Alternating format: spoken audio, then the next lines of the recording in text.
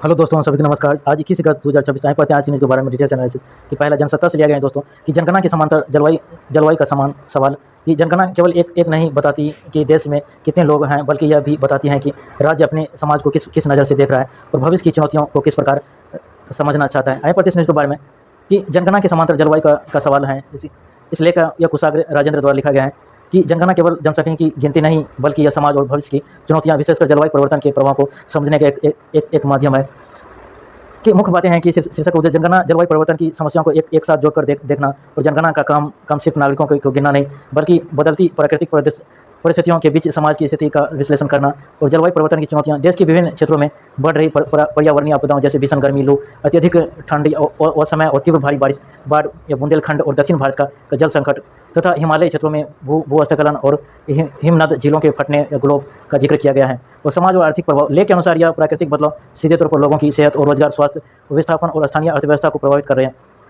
भविष्य की रूपरेखा लेख का मानना है कि राज्य को आने वाले समय के लिए अपनी नीतियों को इसी पर्यावरणीय संकट को केंद्र में रखकर तैयार करना चाहिए। अगला है कि जोखिम में बचें। ये भी संपादकीय न्यूज है कि आई प्रतिष्ठित न्यूज में जोखिम में बचें या चिल्ड्रन एट रिस्क शीर्षक का यह समाचार लेख मुख्य रूप से बच्चों पर सोशल मीडिया, विशेषकर मेटा के ऐप्स के नकारात्मक और हानिकारक प्रभाव पर केंद्रित है कि आभासी दुनिया का प्रभाव या खोया बचपन। पिछले कुछ वर्षों में बच्चे आभासी दुनिया वर्चुअल वर्ल्ड में इस कदर खो गए कि उन्हें वहां से बाहर निकलना एक बड़ी चुनौती बन गया है।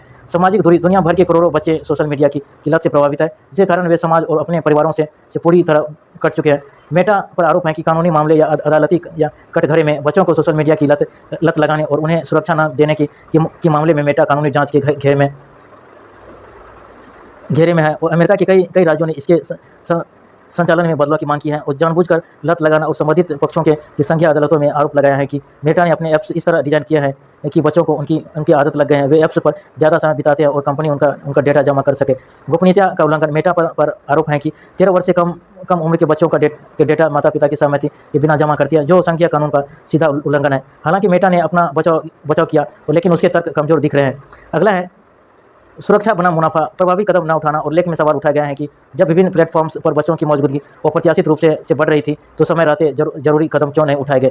दिखावे के फीचर्स, मेटा समय समय पर सुरक्षा फीचर्स लगाने की बात तो करती है, लेकिन जमीनी हकीकत यह है कि ये फीचर्स कभी प्रभावी साबित नहीं हुई और न ही हानिकारक या सामग्री को रोकने का कोई प्रयास दिखता। मुनाफे को प्राथमिकता मेटा के ही एक पूर्व अधिकारी ने गवाही दी है कि कंपनी ने बच्चों की सुरक्षा के मामले में पूछो मत बताओ मत वाला रवैया अपनाया है और हमेशा सुरक्षा की तुलना में अपने मुनाफे को प्राथमिकता दी है। निष्कर्ष, मेटा चाहे तो जो भी सफाई दे, लेकिन सच्चाई यही है कि इसके प्लेटफॉर्म्स की बच्चों के मानसिक स्वास्थ्य पर बेहद नकारात्मक और बुरा असर पड़ रहा है।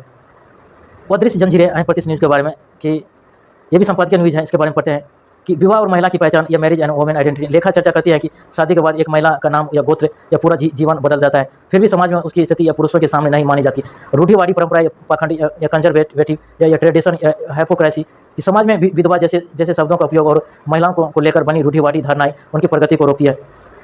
और महिलाओं का संघर्ष, वुमेन स्ट्रगल। एक माँ और पत्नी के रूप में महिला अपने परिवार और बच्चों और समाज के लिए बहुत सारे समझौते करते हैं, लेकिन अक्सर उनकी पहचान केवल एक पुरुष या पति के संदर्भ में ही आंकी जाती है। बदलाव की आवश्यकता, नीड फॉर चेंज। समाज को इन अवांछित परंपराओं को छोड़ना होगा, महिला को अपनी पहचान और सम्मान के लिए स्वयं आगे आना होगा और रूढ़िवादी या बैरियरों को छोड़ना होगा।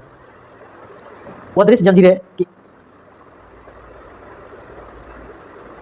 उसके बारे में पढ़ लिया था दोस्तों। आइए आगे पढ़ते हैं। अगला न्यूज है कि अमेरिका राजदूत रोबिन राफेल में रोबिन गोड़े या रोबिन नौ गोड़े के रूप में संदर्भित है कि द्वारा जम्मू कश्मीर को लेकर दिए गए एक बयान पर केंद्रित है। इनमें अंतर्राष्ट्रीय कूटनीति के नजरिए से अमेरिका के बदलते रुख और भारत की प्रक्रिया का विश्लेषण किया गया है कि राजदूत का बयान, अमेरिकी राजदूत ने जम्मू कश्मीर को भारत का एक महत्वपूर्ण हिस्सा या इंपोर्टेंट पार्ट बताया है और कूटनीति हलकों में इस शब्द के चयन को काफ़ी बारीकी से देखा जा रहा है और भारत की स्थिति बनाम या शब्दावली। लेख में सवाल उठाया गया है कि भारत हमेशा से जम्मू कश्मीर को अपना अभिन्न हिस्सा या इंटीग्रल पार्ट माना जाता है, लेकिन ऐसे विभिन्न जगहों की महत्वपूर्ण हिस्सा या कहना अमेरिकी कूटनीति या सुविधा या रणनीति का हिस्सा हो सकता है। अमेरिकी रुख में बदलाव, हालांकि राजदूत का यह बयान भारत के पक्ष में झुकता हुआ दिखता है, लेकिन इतिहास में अमेरिका की किस मुद्दे को भारत और पाकिस्तान के बीच द्विपक्षीय बातचीत से सुलझाने का हिमायती रहा है। अमेरिका ने पहले मद असस्था की पेशकश की है कि जिसे भारत की खारिज कर दिया था। पाकिस्तान की आपत्ति, इस बयान के बाद पाकिस्तान ने तीखी आपत्ति दर्ज कराई है और लेख के अनुसार पाकिस्तान लगातार जम्मू कश्मीर को लेकर नकारात्मक प्रचार कूटनीति चलने की कोशिश करता रहता है और यह सतर्क रहने की आवश्यकता है। निष्कर्ष में कहा गया है कि भारत को जम्मू कश्मीर के संदर्भ में किसी भी तीसरे पक्ष, विशेषकर अमेरिका की दिलचस्पी को हमेशा बेहद सतर्क होकर गहराई से देखने की जरूरत है।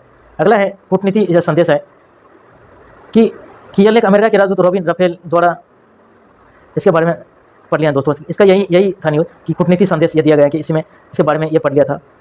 अगला है कि महिलाओं को मोहरा बनाती है राजनीति। हम पढ़ते हैं कि यतिरिसा कृष्णन और गोर्जियर मेलोनी के साथ या आभासी या दुनिया में जैसा यह बटा हुआ, उसे यह भी पुष्ट हुआ कि मर्दों को कमज़ोर दिखाने के लिए स्त्रियों का इस्तेमाल किया जाता है। महिला को मोहरा बनाती है राजनीतिक, जिसे एसपीजेआईएमआर की अर्थशास्त्र और प्रोफेसर और कार्यकारी निर्देशक डॉक्टर तुलसी जय कुमार द्वारा लिखा गया है। इसका मुख्य विषय और विश्लेषण हैं। केंद्र में इस बात पर तीखा विश्लेषण किया गया है कि कैसे आधुनिक राजनीति में जब विरोधी दल या नेता या नीतिगत मुद्दों पर जब मुकाबला नहीं कर पाते तो वे अपने विरोधियों को कमजोर दिखाने के लिए महिलाओं को मोहरा हथियार बनाते हैं। तो दिए गए उदाहरण, लेखिका ने इसे इटली की पहली महिला प्रधानमंत्री जॉर्जिया मेलोनी और भारतीय अभिनेत्री तेरेसा कृष्णन का उदाहरण दिया है। और इसमें बताया गया है कि कैसे राजनीतिक और छींटाकशी या विवादों के दौरान इन सफल महिलाओं की व्यक्तिगत पहचान या गरिमा और पेशेवर या उपलब्धियों को किनारे कर इन्हें पुरुषों की राजनीतिक लड़ाई का माध्यम या प्रोक्सी टारगेट बना दिया गया है। निष्कर्ष, यह प्रवृत्ति पितसत्ता सोच का हिस्सा है जो सार्वजनिक जमीन में महिलाओं की स्वायत्ता पर प्रहार करती है। लेखिका ने राजनीतिक दलों या डिजिटल प्लेटफॉर्मों और मीडिया से महिलाओं को इस तरह या कोलेटरल डैमेज या पार्श्व क्षति के रूप में इस्तेमाल किए जाने का पुरजोर विरोध करने का अपील किया। अगला है कि तालिबान को मान्यता दिए बगैर उसे बात बढ़ाएं। आए प्रतिशत के बारे में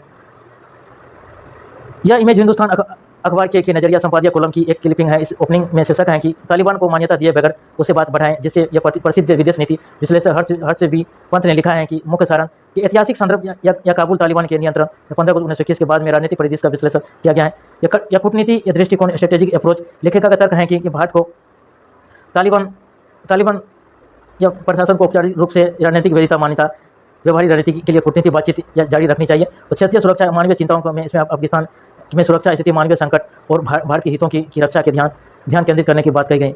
ये एआई बन गया फिटनेस कोच। आए प्रतिशत के बारे में कि कृत्रिम बुद्धिमत्ता एआई का उपयोग तो व्यायाम और मैराथन की तैयारी जैसी फिटनेस गतिविधियों में तेजी से बढ़ रहा है।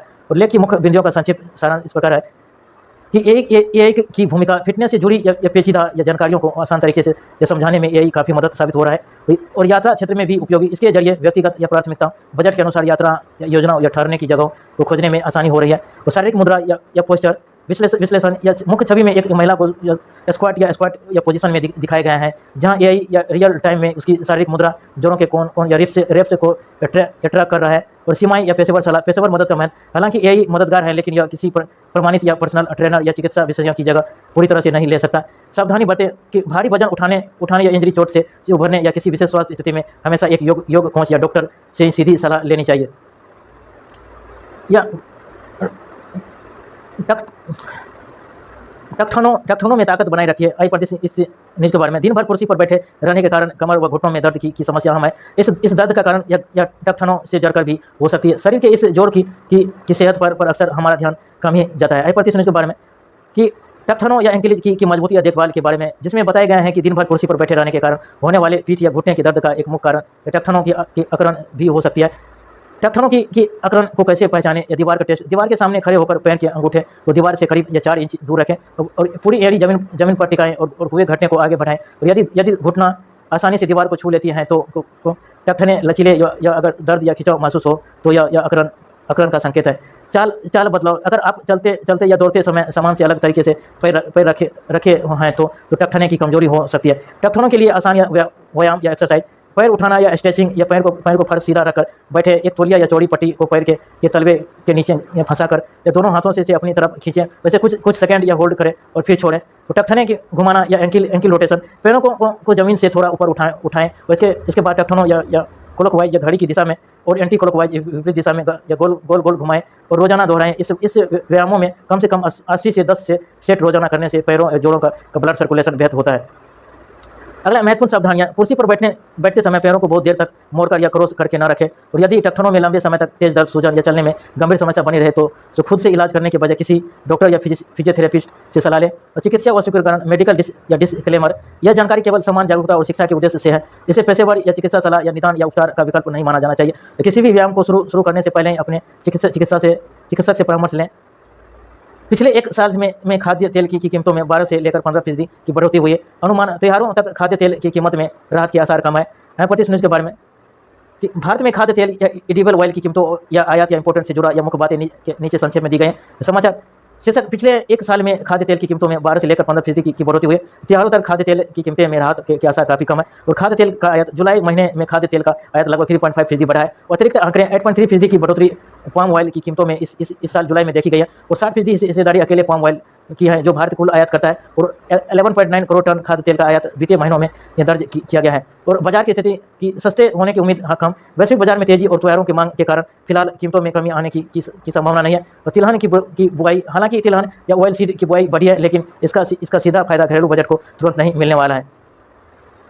रक्षा मंत्री राजनाथ सिंह ने भारत आए या जापानी समकक्ष या कोई जूमी से द्विपक्षीय वार्ता, भारत जापान के बीच समुद्री या सुरक्षा सहयोग पर समझौता, पाक को तकनीकी साझा करने का खतरनाक 35 मिनट के बारे में भारतीय रक्षा मंत्री राजनाथ सिंह और उनके जापानी समकक्ष रक्षा मंत्री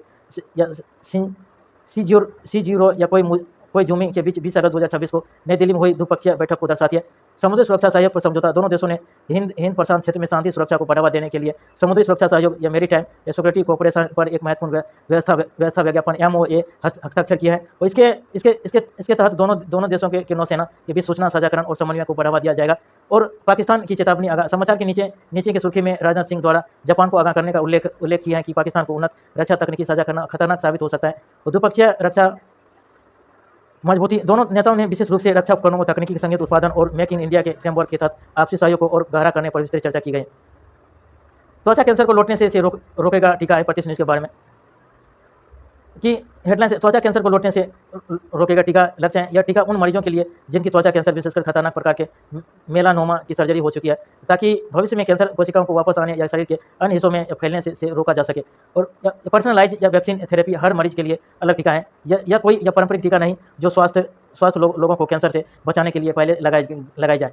यह एक मेड टू ऑर्डर या टेलर मेड या थेरेपी है या इसमें मरीज के खुद के ट्यूमर की जांच करके उसमें मौजूद विशिष्ट जेनेटिक्स या म्यूटेशन या बदलाव की पहचान की जाती है। इसके बाद मरीज के शरीर के हिसाब से विशिष्ट mRNA क्रम तैयार किया जाता है। और यह काम कैसे करता है? यह वैक्सीन की मरीजों की प्रतिरक्षा प्रणाली या इम्यून सिस्टम को उन विशिष्ट कैंसर प्रोटीन या नियो एंटीजन को पहचानने की ट्रेनिंग देती है जो केवल उसकी कैंसर कोशिकाओं पर मौजूद होते हैं। जब इसे मर्ग की प्रसिद्धि या इम्यूनोथेरेपी दवा की या पूरा या पेम्ब्रोलुविमेब के साथ मिलाकर दिया जाता है तो शरीर की कोशिकाएं टी सेल बची सूखी कैंसर या कोशिका को ढूंढकर उन्हें नष्ट कर देती है। क्लिनिकल ट्रायल के नतीजे, इसके बड़े चरण के क्लिनिकल ट्रायल या फेज 3 या टरपाथ 001 के शुरुआती या अंतरिम आंकड़ों के अनुसार इन कंपोनेशन थेरेपी ने केवल समान दवा लेने के मरीजों को तुलना में कैंसर के द्वारा लौटने और मृत्यु के जोखिम को काफ़ी हद तक कम कर दिया है। और इससे पहले के 5 साल के फॉलोअप अध्ययनों में भी इस उपचार के पुनरावृत्ति या मृत्यु के जोखिम को 49% तक कम किया था। अगला है केंद्र ने सुप्रीम कोर्ट में कहा कि जातिगत भेदभाव रोकने वाले UGC नियमों पर हो रहा है पुनर्विचार। पढ़ते हैं। केंद्र बैंक ने सुप्रीम कोर्ट को सूचित किया है कि यह उच्च शिक्षण संस्थानों में जातिगत भेदभाव को रोकने के लिए बनाई गई विवादास्पद UGC नियमों पर पुनर्विचार कर रही है। यह समाचार लेख जानकारी 2026 में अधिसूचित किए गए UGC उच्च शिक्षण संस्थानों में समानता को बढ़ावा देना और नियम 2026 के संबंधित हैं जिन्हें सुप्रीम कोर्ट ने पहले ही स्थगित या स्टे कर दिया था। मुख्य बिंदु नियमों पर यह पुनर्विचार केंद्र सरकार की ओर से पेश या सोलिसिटर या जनरल तुषार मेहता ने मुख्य न्यायाधीश या सूर्यकांत न्यायमूर्ति जय माल्या बागची या न्यायमूर्ति की मोहना की पीठ के समक्ष स्पष्ट किया है कि इन नियमों को समीक्षा की जा रही है। विवाद का कारण है इन नियमों के क्लॉज या 3(1)(c) में जातिगत भेदभाव की परिभाषा को लेकर विवाद या याचिकाकर्ताओं का आरोप है कि यह नियम केवल SC ST या OBC श्रेणियों को सुरक्षा प्रदान करता है और सामान्य वर्ग जनरल कैटेगरी के छात्रों को इसे बाहर रखता है। और तो सुप्रीम कोर्ट की टिप्पणियां कि कोर्ट ने पूर्व में नियमों को प्रथम दृष्टया अस्पष्ट या दुरुपयोगों के योग्य माना था। तो कोर्ट ने यह भी चिंता व्यक्त की थी कि ये नियम समाज को बांट सकते हैं और इसमें रैंकिंग जैसे गंभीर मुद्दों की शामिल नहीं किया गया है। वर्तमान स्थिति, सुप्रीम कोर्ट ने विश्वविद्यालय अनुदान आयोग UGC को 4 हफ्तों के भीतर एक व्यापक जवाबी हल्फनामा दाखिल करने का निर्देश दिया है और तब तक के लिए पुराना 2022 का समानता ढांचा ही लागू रहेगा। अगला है म्यूचुअल फंड में या जोखिम लेने में बिहार के लोगों सबसे आगे है। 35 मिनट के बारे में बिहार के लोग म्यूचुअल फंड में जोखिम लेने में सबसे आगे है कि association of mutual fund in India या AMFI के दस्तावेजों पर आधारित रिपोर्ट के अनुसार बिहार के निवेशक म्यूचुअल फंड में जोखिम लेने या इक्विटी योजना में निवेश करने के मामले में देश में सबसे शीर्ष पर है। बिहार में म्यूचुअल फंड के कुल निवेश का 81% हिस्सा के लिए इक्विटी शेयर बाजार से जुड़ी योजना में जा रहा है।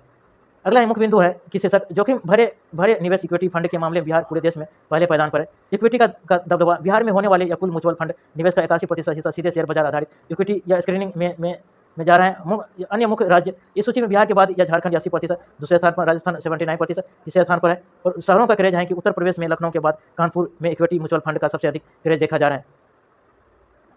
बिहार इसमें शहर और इक्विटी में निवेश का प्रतिशत है। बिहार 81% दिल्ली 80%, राजस्थान 79%, लखनऊ 79%, 79%, उत्तर प्रदेश 77%, मध्य प्रदेश 77%। रिपोर्ट की अन्य मुख्य बातें हैं कि उत्तर प्रदेश और झारखंड का रुझान, उत्तर प्रदेश और झारखंड के लोगों भी इक्विटी फंड में भारी निवेश कर रहे हैं और उत्तर प्रदेश में लखनऊ के बाद कानपुर में इक्विटी निवेश का सबसे ज़्यादा क्रेज देखा गया है। पंजाब और राजस्थान की हिस्सेदारी, पंजाब और राजस्थान की जोखिम लेने वाले राज्यों की सूची में काफ़ी ऊपर है, जहां निवेश की क्रमशः 75%, 79% रकम सीधे इक्विटी में जा रही है। युवाओं का बढ़ता आकर्षण, या रिपोर्ट में यह भी रेखांकित किया गया है कि छोटे शहरों के युवा और पारंपरिक बचत जैसे एफडी या सोना के बजाय म्यूचुअल फंड के जरिए ज़्यादा रिटर्न पाने के मौके तलाश रहे हैं।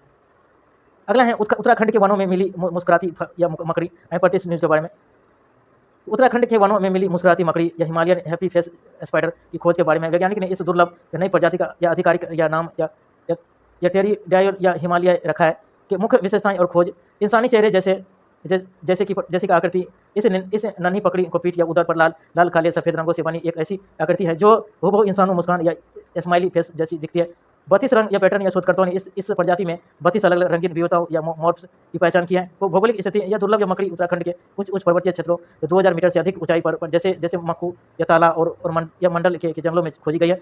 और अदरक के पौधे का घर या मुख्य रूप से या पहाड़ी या अदरक या डेफनी फाइलम या डेफनी फाइलम के पौधों की पत्तियों के नीचे छिपी पाई गई है। और ऐतिहासिक या विकासवादी महत्व, इससे पहले मुस्कुराते हुए चेहरे वाले पैटर्न वाली मकड़ी या टेरिडॉयल या ग्रे लेटर को केवल हवाई दूबीप या हवाई की विशेषता माना जाता था और ऐसा माना जाता था कि यह दुनिया में कहीं नहीं पाई जाती। हालांकि डीएनए विश्लेषण या डीएनए एनालिसिस से पता चलता है कि हिमालय की इस मकड़ी का जेनेटिक्स हवाई की मकड़ी से लगभग 8.5% से अलग है। यह साबित करता है कि दोनों प्रजाति पूरी तरह अलग और उन्होंने दुनिया के दो अलग अलग कोनों में स्वतंत्र रूप से या पैरेलल इवोल्यूशन या मुस्कान वाले देश को विकसित किया है। वैज्ञानिक के लिए रहस्य है कि वैज्ञानिकों के अनुसार पीठ पर बना यह अनूठा पैटर्न इन्हें जंगलों में शिकारियों जैसे पक्षियों से बचने या खुद को छिपाने या कमियों फैलने में मदद करता है। हालांकि इसका सटीक जैविक उद्देश्य या गहरा या अनुवांशिक रहस्य जानने के लिए वैज्ञानिक अभी भी इस शोध कर रहे हैं। यह खोज भारतीय वन्यजीव संस्थान FRIA और क्षेत्रीय प्राकृतिक विज्ञान संग्रहालय RMNH के शोधकर्ताओं द्वारा की गई है।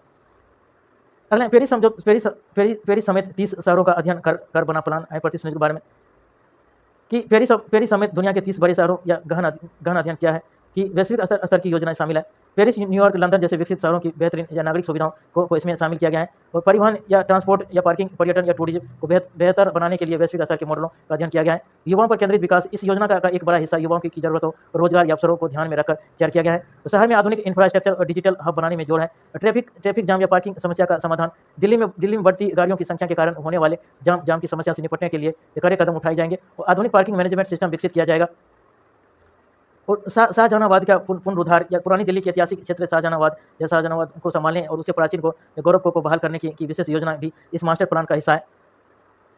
कि कुछ अलग या देश भर में या प्रतिवर्ष होने वाले या पुल सड़क हादसे में से या 35% इन्हीं राजमार्गों पर होते हैं। यही रोकेगा 10 जानलेवा हवाई पर हादसे। प्रतिष्ठित न्यूज़ के बारे में, आर्टिफिशियल इंटेलिजेंस AI द्वारा भारत के 10 सबसे जानलेवा नेशनल हाईवे पर सड़क हादसे को रोकने की योजना के बारे में है। मुख्य बिंदु या आंकड़े, अत्याधुनिक जोखिम, देश में यह प्रतिवर्ष होने वाली कुल सड़क हादसे में से 35% से अधिक दुर्घटना इन्हीं 10 राजमार्गों पर होती है। लंबाई, ये 10 घातक हवाई राष्ट्रीय राजमार्ग नेटवर्क को केवल 12% हिस्सा है। चिंताजनक आंकड़े हैं कि इन सड़कों पर बीते 3 साल में हुई दुर्घटनाओं में करीब 48,000 से अधिक लोग अपनी जान गंवा चुके हैं और मृत्यु दर की तुलना और राष्ट्रीय राजमार्गों पर ब्लैक स्पॉट का राष्ट्रीय औसत प्रति 100 किलोमीटर पर चर्चा है, जबकि 10 घातक हवाई में यह औसत 14 से 15 ब्लैक स्पॉट प्रति 100 किलोमीटर है।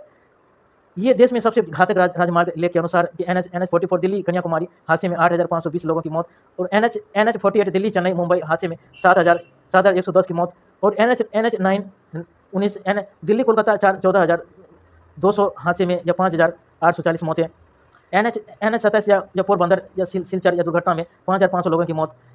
यही प्रणाली कैसे काम करेगी कि सेंसर या कनेक्टिविटी हवाई पर लगे यही आधारित कैमरे या रडार सीधे वाहन या डैशबोर्ड या कंट्रोल सिस्टम से कनेक्ट हो जाएंगे और ऑडियो और वर्चुअल अलर्ट यह प्रणाली वाहन चालक को सड़क की स्थिति और खतरों की सीमा का ऑडियो विजुअल या अलर्ट चेतावनी देगी। ऑटोमेटिव या स्पीड कंट्रोल, यदि वाहन की गति तय सीमा से अधिक पाई जाती है तो यह सिस्टम स्वचालित रूप से गाड़ी की रफ्तार या कम कर देगा और अनिवार्य तकनीकी सर के तहत या इंटेलिजेंस स्पीड असिस्टेंट ISA या अनिवार्य किया जा रहा है जो GPS और ऑन बोर्ड कैमरा मैपिंग के जरिए गति सीमा भांप कर वाहन को नियंत्रित करता है। छात्रों पर या पुलिस कार्रवाई या की जांच को सीमित बनी। तो सुप्रीम कोर्ट ने ने किया कि गठन या पुलिस पर हमले के आरोपों की जांच होगी। उच्च शिक्षण संस्थानों में जातिगत भेदभाव को खत्म करने वाले नियमों पर पुनर्विचार कर रहे हैं केंद्र कि सुप्रीम कोर्ट द्वारा छात्रों पर की गई पुलिस कार्रवाई की जांच के लिए समिति के गठन और उच्च शिक्षण संस्थानों के जातिगत भेदभाव से जुड़े नियमों पर केंद्र सरकार के पुनर्विचार व महत्वपूर्ण खबरों को प्रमुखता से छापा गया है। अखबार की इस पृष्ठ का विवरण इस प्रकार है कि छात्रों पर पुलिस कार्रवाई की जांच को समिति बनी है। गठनकर्ता यह विशेष उच्च जांच समिति सुप्रीम कोर्ट या अदालत द्वारा गठित की गई है। उद्देश्य इस समिति को संसद मार्ग पर सफेद मार्च के दौरान छात्रों को हुए पुलिस बल का प्रयोग की जांच करने का काम सौंपा गया है और इसके अलावा पुलिस कर्मियों पर हुए कथित हमलों के आरोपों की भी गहन जांच की जाएगी। समिति के सदस्य इस जांच पैनल की अध्यक्षता सुप्रीम कोर्ट के एक पूर्व जज करेंगे और इसमें पंजाब एवं हरियाणा कोर्ट के पूर्व मुख्य न्यायाधीश, दिल्ली हाईकोर्ट के पूर्व मुख्य न्यायाधीश और सीबीआई के पूर्व निदेशक और मेघालय के पूर्व पुलिस महानिदेशक शामिल किए गए हैं। उस शिक्षण संस्थानों में जातिगत भेदभाव से मिटाने नियमों पर केंद्र पर पुनर्विचार है। उस शिक्षण संस्थानों में जातिगत भेदभाव खत्म करने वाले नियमों पर पुनर्विचार कर रहे हैं और भारत सरकार देश के उच्च शिक्षण संस्थानों में होने वाली जाति आधारित भेदभाव को रोकने से संबंधित नए दिशा निर्देशों और कड़े नियमों पर सक्रिय रूप से विचार या विश्लेषण कर रही है। मामले की सुनवाई इस मामले की सुनवाई सुप्रीम कोर्ट की खंडपीठ के समक्ष चल रही, जहां नए नियमों की रूपरेखा या उनके कार्यान्वयन को लेकर चल रहे टकराव के विभिन्न पहलुओं पर चर्चा हुई है। अन्य प्रमुख अंश इन आरोपों की जांच समिति पुलिस द्वारा या प्रदर्शनकारियों के खिलाफ किए गए बल प्रयोग, वाटर कैनन, लाठीचार्ज और आंसू गैस के गोले छोड़ना की भी जांच करेगी। त्रिभाषा नीति पर सवाल, सुप्रीम कोर्ट ने त्रिभाषा नीति के संबंध में मूल निवासी शब्द के सटीक प्रयोग और उसके अर्थ को लेकर भी आवश्यक टिप्पणी की है। सुप्रीम कोर्ट ने बदली उद्योगों की 5 दशक पुरानी परिभाषा नए श्रम विवादों में लागू होगा 2020 का कानून। पढ़ते हैं सुनिश्चित के बारे में कि भारत के सर्वोच्च न्यायालय या सुप्रीम कोर्ट का द्वारा अगस्त 2026 में श्रम कानून के तहत या उद्योग इंडस्ट्री की परिभाषा पर दिए गए ऐतिहासिक फैसले से संबंधित है। 9 जजों की संविधान पीठ ने 6 या 3 के बहुमत से निर्णय सुनाया है। नया कानून और नए श्रम विवाद और मामलों की व्याख्या के लिए या औद्योगिक संबंध संहिता इंडस्ट्रियल रिलेशन कोड 2020 को मुख्य आधार माना जाएगा और नए मामलों के फैसलों इसी नए कानून और इसकी विशिष्ट परिस्थितियों के पाठ के आधार पर यह स्वतंत्र रूप से किया जाएगा। और 1978 का ऐतिहासिक फैसला वर्ष 1978 के प्रसिद्ध बेंगलुरु वाटर सप्लाई मामले में जस्टिस BR कृष्णन अय्यर द्वारा दी गई आयोग व्यापक और श्रमिक हितैषी भाषा अब नए औद्योगिक संहिता के तहत आने वाले मामलों पर अपने आप या सीधे तौर पर लागू नहीं होगी। लंबित मामलों पर स्थिति या औद्योगिक विवाद या अधिनियम 1947 के तहत अदालत में पहले से लंबित या पेंडिंग पुराने श्रम विवादों को 1978 में तय किया गया। या ट्रिपल टेस्ट की पूरी तरह लागू रहेगा। 1978 का ट्रिपल टेस्ट क्या है? तो पुराने मामलों को परखने के लिए इस टेस्ट के तहत 3 प्रमुख आधार देखे जाते हैं। नियोक्ता या एम्प्लॉय या कर्मचारी मिलकर संगठित रूप से काम कर रहे हैं। और 1978 का ट्रिपल टेस्ट क्या है? पुराने मामलों को परखने के लिए टेस्ट के तहत 3 प्रमुख आधार देखे जाते हैं। नियोक्ता या एम्प्लॉयर या कर्मचारी मिलकर संगठित रूप से काम कर रहे हैं या उस कार्य का मुख्य उद्देश्य वस्तुओं या सेवाओं का उत्पादन अथवा वितरण हो। कार्य एक व्यवस्थित आर्थिक गतिविधि सिस्टमेटिक एक्टिविटी के तौर पर संचालित हो रहा है, तो भले ही उसका उद्देश्य मुनाफा कमाना ना हो। व्यापक परिभाषा के कारण अस्पताल, शैक्षणिक संस्थान और कई सरकारी जन कल्याणकारी विभाग भी श्रम अधिकारों के दायरे में आज गए थे। अब भविष्य के मामले में इस परिभाषा को स्वीपिंग या एंकर या अंतिम आधार नहीं माना जाएगा। अगला है कि महात्मा गांधी की पांडुलिपि रिकॉर्ड 16.2 करोड़ रुपये में बिकी। कि महात्मा गांधी 688 हस्तलिपि ऑटोग्राफी वाले विचारों या पांडुलिपि की मुंबई स्थित नीलामी घर या सेफ्रॉन आर्ट द्वारा की गई एक रिकॉर्ड तोड़ ऐतिहासिक नीलामी के बारे में है। इस बात से जुड़ी या मुख्य बातें नीचे दी गई हैं कि मुख्य सुर्खियों रिकॉर्ड या कीमत महात्मा गांधी की या पांडुलिपि रिकॉर्ड 16.20 करोड़ रुपये या 1.70 मिलियन में नीलाम हुई है। यह किसी भी भारतीय ऐतिहासिक दस्तावेज के लिए अब तक की निलामी में सबसे उच्चतम या विश्व रिकॉर्ड कीमत है। कार्यकर्ता की गोपनीयता, हालांकि खरीदार की पहचान का खुलासा नहीं किया गया, लेकिन नीलामी घर के अनुसार खरीदार भारत से ही, इसलिए ऐतिहासिक धरोहर देश के भीतर ही सुरक्षित रहेगी। पांडुलिपि की पृष्ठभूमि या फॉर द डे प्राप्त करता है।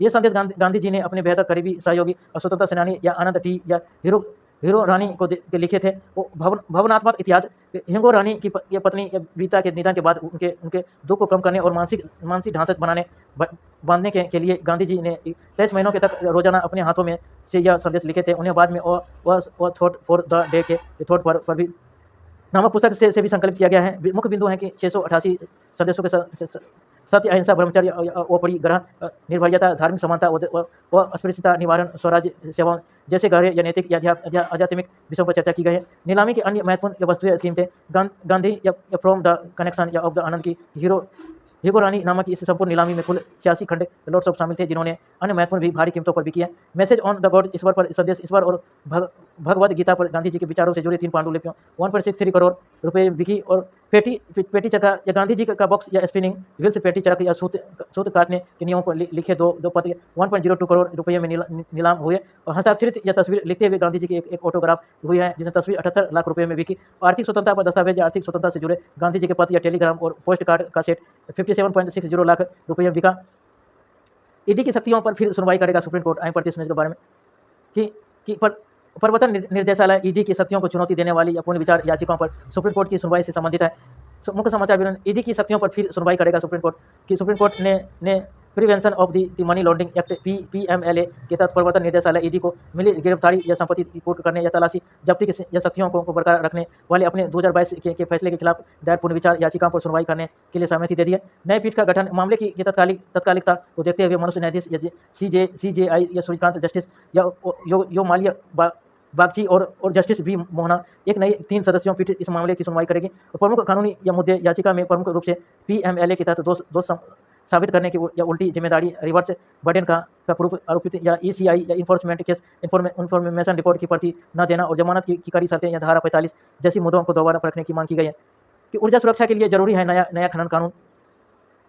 ऊर्जा सुरक्षा के लिए देश में नए खनन कानून की आवश्यकता पर केंद्रित है। इसमें यह प्रमुख रूप से प्रोफेसर या धीरज कुमार या प्रमुख या क्रिटिकल या मिनरल्स या कोर मीन या IIT धनबाद के विचारों उनके द्वारा दिए गए वक्तव्य को प्रकाशित किया गया है। मुख्य बिंदु चयनित क्षेत्र या सिलेक्टेड रीजन या चयनित छवि को ओपन कास्ट या माइनिंग या खुली खदान क्षेत्र को दिखाए गए हैं जहां बड़े पैमाने पर खुदाई करने वाली मशीनों एक्सेवेटर या डंपर ट्रैक या खनिजों के खनन परिवहन कार्य में लगे हुए हैं। महत्वपूर्ण खनिजों की जरूरत या प्रोफेसर धीरज कुमार के अनुसार इलेक्ट्रिक या व्हीकल्स या ईवी सेमीकंडक्टर हरित ऊर्जा या ग्रीन एनर्जी के विकास के कारण क्रिटिकल मिनरल्स जैसे लिथियम कोबाल्ट और निकल का महत्व अत्यधिक बढ़ गया है। नए नियमों की आवश्यकता देश को ऊर्जा के क्षेत्र में आत्मनिर्भर बनाने और नई तकनीकों जैसे आर्टिफिशियल इंटेलिजेंस AI और आधुनिक मशीनों का उपयोग बढ़ाने और पर्यावरण संतुलन बनाए रखने के लिए पुराने नियमों में बड़े बदलाव या नए कानून की आवश्यकता बताई गई है।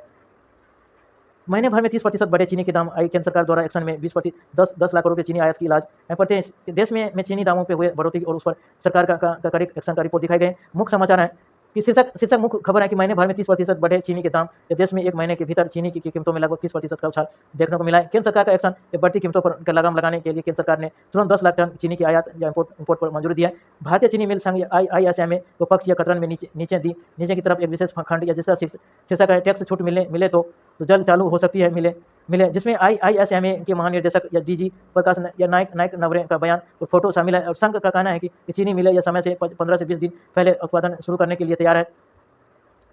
शहरों को ठीक करने का यही सही समय है। आइए प्रतिशत के बारे में कि संपादकीय लेख है OPED जिसका मुख्य शीर्षक शहरों को ठीक करने के सही समय है। इसके लेख में प्रेम प्रकाश द्वारा लिखा गया कि यह लेख मुख्य रूप से भारत के बढ़ते या शहरीकरण आधुनिक नगर नियोजन या टाउन प्लानिंग और पर्यावरण संरक्षण के संतुलन पर केंद्रित है। लेख का मुख्य सारांश है कि शहरों को ठीक करने या सही समय कि प्रेम प्रकाश द्वारा बाईं कोने में तस्वीर है कि शहरीकरण की चेतावनी। लेख में बताए गए हैं कि देश की एक बड़ी आबादी लगभग 37% से अधिक अब शहरों में निवास कर रही है जिसके वर्ष 2050 तक बढ़कर 50% अधिक होने के अनुमान है कि वनियोजित विकास के कारण दिल्ली, मुंबई, बेंगलुरु, चेन्नई, हैदराबाद जैसे बड़ी शहरों में ट्रैफिक जाम, प्रदूषण, जल संकट, जल भराव या कचरा प्रबंधन जैसी गंभीर समस्या उत्पन्न हो रही है। समाधान या उपाय सैटेलाइट टाउनशिप नए शहरों के आसपास सुनियोजित या आधुनिक सुविधाओं से ले सैटेलाइट शहरों का विकास करने के जोर दिया गया है। वैश्विक मॉडल जापान, दक्षिण कोरिया और चीन के शहरी विकास मॉडल को उदाहरण दिया गया है। विकास का संदर्भ बिहार इंफ्रास्ट्रक्चर डेवलपमेंट या कॉर्पोरेट या लिमिटेड या बिल्ड DCO उल्लेख करते हुए राज्य के 12 शहरों में सैटेलाइट या टाउनशिप की पहल का एक महत्वपूर्ण कदम बताया गया है। वर्चुअल एंकर या कॉलम रूप है। लेख के बीच में या कॉलम रूप से या सेक्शन के तहत एक प्रतीकात्मक चित्र दिया गया है कि इसमें एक विशाल पेड़ को दर्शाया गया है जिसके शीर्ष पर गगनचुंबी इमारतें शहरी विकास और इसकी जड़ों व शाखाओं में प्राकृतिक संतुलन को दिखाया गया है जो सस्टेनेबल या अर्बनाइजेशन सतत शहरी विकास का प्रतीक है। थैंक यू दोस्तों, आज इतना ही। Thank you.